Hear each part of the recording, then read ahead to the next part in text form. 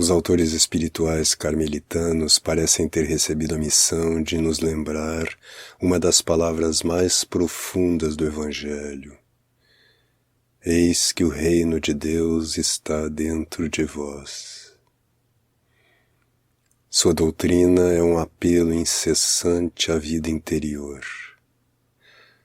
Santa Teresa, falando da alma, compraz-se em nos-la descrever sob a forma de um maravilhoso castelo e exorta-nos a não permanecer fora, nem mesmo a nos demorar nas primeiras peças, a fim de chegarmos ao centro misterioso onde Deus reside. É preciso confessar que temos grande necessidade de ser assim estimulados a essa busca dentro de nós mesmos. Somos dessas almas descritas pela santa, tão enfermas e tão habituadas a viver no meio das coisas exteriores, que não há meio de as tirar de lá. Elas parecem impotentes para entrar em si mesmas. Sim, vivemos mergulhados nas coisas exteriores. A imitação também não-lo diz. Antes de tudo, preocupados com o que aparece, não com o que é verdadeiramente. Se pensamos nos outros, é menos para lhes dar o melhor de nós mesmos do que para nos interessar curiosamente por eles. E além disso, julgamo-los à torto e à direito. Se olhamos para nós e para nossos atos, é para dar o maior lugar possível às aparências e aos juízos do próximo. Em lugar desses medíocres pensamentos, a doutrina carmelitana oferece-nos um admirável assunto de conhecimento. Nossa alma, sondada em suas profundezas. Não é ela a única grande realidade com que estamos imediatamente em contato por dentro, já que é através dela que atingimos praticamente a outra realidade, Deus? Grande coisa é essa alma. No Carmelo pede-se-nos crer em sua grandeza, mesmo em sua grandeza simplesmente natural.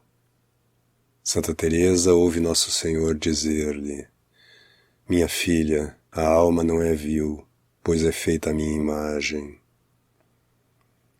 E ela mesma nos afirma: quanto a mim, nada vejo que possa comparar com a excelente beleza de uma alma e sua imensa capacidade. Somos tão incapazes de fazer uma justa ideia dela quanto do próprio Deus, porque, como ele mesmo o afirma, fomos criados à sua imagem e semelhança. Por isso, quando se trata das coisas da alma, é preciso sempre vê-las em sua plenitude, em sua extensão e amplitude, sem temor de exagerar, porque a capacidade da alma ultrapassa muitíssimo tudo o que podemos imaginar. Fórmulas soberbas que nos abrem singulares horizontes. E São João da Cruz encarece: o universo não é digno de um só pensamento do homem. Um só pensamento do homem vale mais que todo o universo.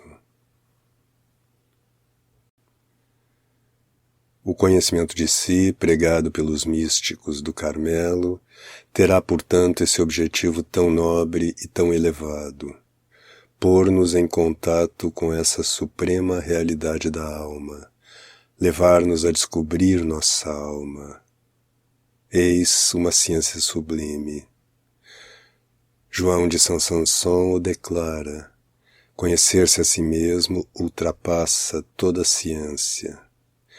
É melhor ter a ciência da beleza da própria alma que da excelente natureza dos anjos, da extensão dos céus, das propriedades da terra e dos mares. Tudo isso está fora, tudo aquilo está dentro. De um lado, uma ciência livresca, absorvente, mas que jamais sacia. De outro, esse sublime e simples conhecimento ao qual se elevam aqueles que aprenderam a viver em face da própria alma, dentro. Evidentemente não se chega de improviso a uma tal tomada de consciência de si. ela necessita de um rude esforço. Se fôssemos anjos, teríamos a intuição luminosa de nossa realidade profunda. Nós nos penetraríamos de lado a lado com um só lance de vista. Mas nossa alma vive na carne, e do mesmo modo que essa condição lhe é um obstáculo para ver a Deus e lhe o torna em trevas, assim ela a impede de se ver a si mesma. É-lhe preciso, de algum modo, pôr-se de emboscada contra si mesma, espreitar-se para se conhecer, esperar a oportunidade de surpreender os atos nos quais se trairão suas tendências profundas, porque é pelos frutos que se conhece a árvore e seu grau de maturidade. Teremos, pois, de praticar um exercício para aprender a conhecer-nos, do mesmo modo que existe um para nos conduzir ao conhecimento de Deus e à sua presença habitual. O exame de consciência irá de par com a presença de Deus. Fielmente executado, ele nos conduzirá a uma habitual pureza de intenção que nos permitirá verdadeiramente permanecer na verdade e andar nela. Devemos introduzir o exame de consciência em nosso dia, marcar-lhe um lugar fixo, fazê-lo penetrar mesmo tão fortemente na trama de nossa vida que se torne impossível arrancá-lo daí por diante. Há 2 excelentes momentos em que as constituições dos carmelitas prevêem esse exercício, seguindo nisto uma tradição quase universal. Pouco antes do meio-dia, todos se reunirão no coro ou no oratório e ali examinarão sua consciência durante 10 minutos aproximadamente. Constituições, capítulo 8, número 62. As diversas ordens religiosas, sob uma ou outra forma, têm todas esse cuidado de retomada de si em meio do dia por um exame de consciência. Há nisto, para a alma desejosa de chegar à vida interior, um convite precioso a aproveitar-se da sabedoria dos legisladores. O meio do dia é a hora em que a tentação ronda, como aquele demônio do meio-dia de que nos fala o Salmo. A hora material repleta de cuidados terrestres, como o alimento que é preciso para sustentar o corpo, mas que agrava a alma. Ela, que tinha começado seu dia pela manhã alegre e bem disposta, deixa-se invadir pela lassitude e arrasta-se penosamente, enquanto seu pesado companheiro retoma forças. É tempo de ela fazer uma espécie de balanço de sua atividade e de retomar posse de si durante alguns minutos, antes que se torne tarde. À noite será preciso examinar-se, lançar um olhar sobre o dia que passou. Tomamos esse dia ainda um instante nas mãos, antes que ele se dissolva no passado, antes que venha a noite, durante a qual, diz Nosso Senhor, já não se pode trabalhar. Depressa, é ainda tempo de santificar o dia que foge, oferecendo-o a Deus, mostrando ao seu amor as covardias e os desfalecimentos desse dia, para que ele os consuma e os destrua no mesmo instante, e assim ele não venha a pesar para o futuro como um fardo sobre os nossos ombros. Nossas constituições recomendam esse exame que se faz antes das últimas orações, e nossos místicos consideram-no como um exercício recebido. Em seus avisos, Santa Teresa declara: sede muito fiéis em fazer o exame da noite. O exame de consciência é ainda recomendado em outras circunstâncias do dia, cada vez que nos aproximamos de Deus pela oração. Um dos mais antigos espirituais do Carmelo, discípulo de São João da Cruz, considera que nos devemos preparar para a oração fazendo-nos estas 3 perguntas. Quem é esse Deus a quem vou apresentar meu pedido? Quem sou eu que vou pedir? Qual é o objeto de minha súplica? É talvez um pouco sistemático. Retenhamos, no entanto, a segunda ideia. Quem sou eu que vou falar a Deus? E a consequência prática, começar minha oração por um breve exame de consciência, seguido do confiteor. Santa Teresa não ensinava outra coisa às suas filhas. Para orar como convém, vós sabeis o que se deve fazer antes de tudo. Examina-se a consciência, recita-se o confiteor e faz-se o sinal da cruz. Como fazer esse exame? Digamos primeiramente o que ele não deve ser. Não se trata durante esse tempo de fazermos contas com uma implacável exatidão. A finalidade é conhecer nossa alma com um conhecimento todo espiritual. Não é materializando o exercício que o conseguiremos. Fazer desfilar diante dos olhos todas as imperfeições cometidas, sem excetuar uma só delas, é, as mais das vezes, pura perda de tempo. É verdade que mesmo no Carmelo já se chegou a praticar a minúcia nesse exame. Assim, o venerável Padre João de Jesus Maria: examinai brevemente e com ordem cada uma de vossas ações desde o último exame. Com que fim e de que modo agistes? Quais deveres omitistes? Que ocasiões de virtude negligenciastes? Quantas inspirações rejeitastes e quais? Quantas palavras dissestes, ouvistes, etc. Não devemos tomar à letra semelhante método. O venerável quis antes propor a jovens noviços um exemplo de exame bem completo do que um plano para cada exercício. Aliás, em outra parte, ele se mostra muito mais conciso e nos dá um esquema que podemos desta vez reter perfeitamente. Examinar-se-ão os 3 pontos ordinários que são pensamentos, palavras e ações, notando o que se lembrar de cada um deles, sem detalhes inúteis. Ajuntar-se-á um 4º ponto muito importante, relativo às omissões. Esses conselhos, dados a propósito da confissão, valem para o exame. Mas, quanto mais a alma avançar, mais ela sentirá a necessidade de fazer esse exercício muito simplesmente. E é bem consolador notar que são habitualmente os maiores místicos que nos dão os conselhos mais largos. Santa Teresa descreve o conhecimento de si como uma morada do castelo. A alma penetra nessa morada pelo exame de consciência. Mas, insiste a santa, é preciso deixá-la circular livremente pelo castelo. Essa liberdade é, aliás, um grande princípio que vale para toda a vida espiritual. Não impeçais, não prendais uma alma de oração. Deixai-a circular livremente por essas diferentes moradas, em cima, embaixo, dos lados. E já que o próprio Deus a fez tão nobre, que ela não se violente para permanecer muito tempo numa mesma peça, ainda que fosse a do conhecimento de si.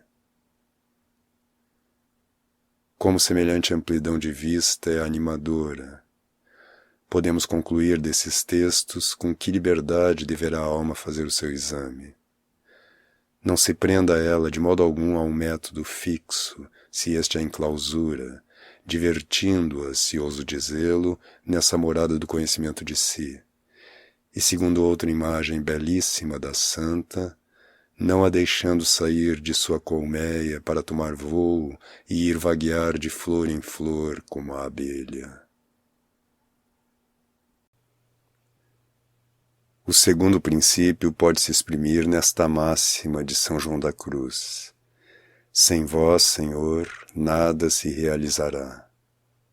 Nosso esforço sincero para ser verdadeiros no conhecimento de nós mesmos não iria longe se ele não nos preparasse para receber outra luz, a única que nos permite ver tudo com clareza, a luz infusa de Deus.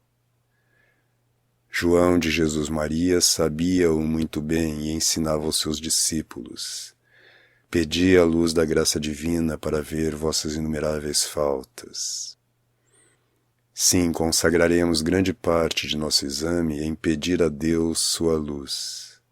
Então, como a luz de um raio que penetra numa peça escura, se revelam de repente todas as impurezas, todos os grãos de pó da atmosfera que dançam e turbilhonam em sua claridade, assim a luz de Deus, a claridade do alto, nos colocará em nosso verdadeiro dia. É preciso contato íntimo com Deus para que o homem veja o seu pecado. Senhor, afasta-te de mim, porque sou pecador, exclama São Pedro após a intervenção miraculosa do Cristo no lago. Zaqueu, após a passagem do Senhor, parece despertar-se de um longo sono e descobre suas injustiças. Se dei prejuízo a alguém no que quer que seja, pagar-lhe-ei 4 vezes mais. O centurião aceitara a princípio que Jesus viesse à sua casa para curar-lhe o servo. Mas à medida que o mestre se aproxima, dir-se-ia que ele toma consciência de suas infidelidades, a ponto de mandar dizer-lhe: Senhor, eu não sou digno de que entres sob meu teto, mas dize uma só palavra, e meu servo será curado.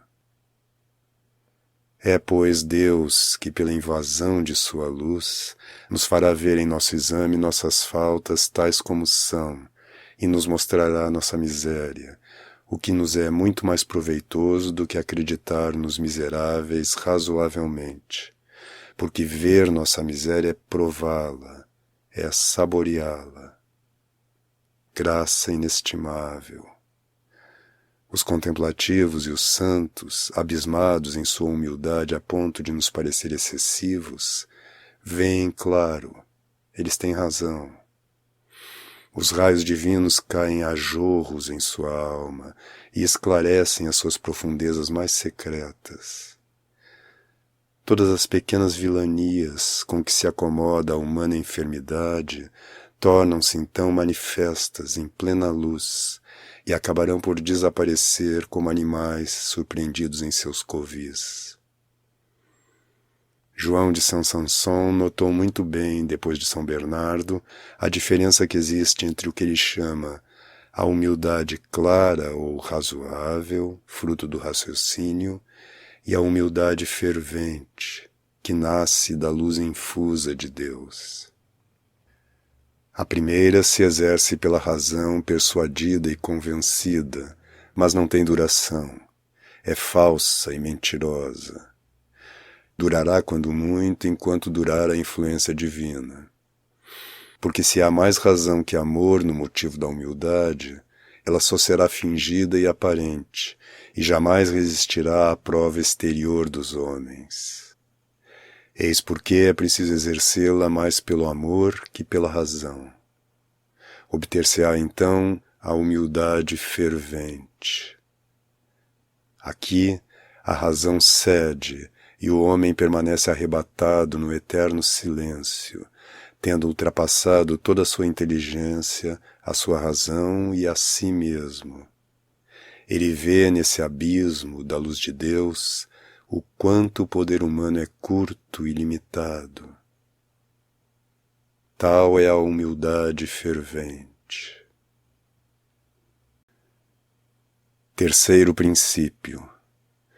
Um bom exame de consciência é, antes de tudo, voltado para o futuro. O firme propósito de não mais recair ocupa nele lugar privilegiado. Ele é mesmo o essencial para João de Jesus Maria. A essência de toda essa questão é a firmeza do propósito. Quão estéreis, portanto, são esses momentos em que a alma se consome, sem grande proveito, com a lembrança das faltas passadas, quando o tempo urge, quando a figura deste mundo passa e tudo com ela, convidando-nos a ir sem demora para a vida. Não há dúvida de que se deve chorar as próprias faltas, mas com muita paz.